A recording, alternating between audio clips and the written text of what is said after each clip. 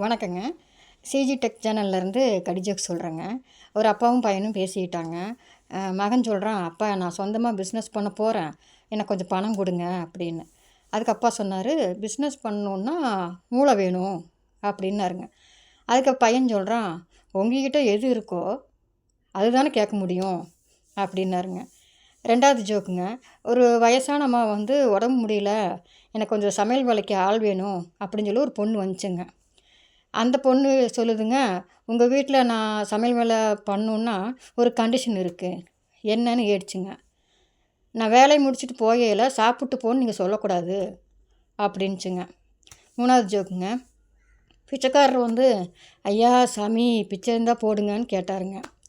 உள்ளேருந்து வெளியே வந்தவர், ஐயா சாமி வீடு அடுத்த இடத்துல இருக்குது, நீங்கள் அந்த இடத்துக்கு போங்க அப்படிங்கிறாருங்க.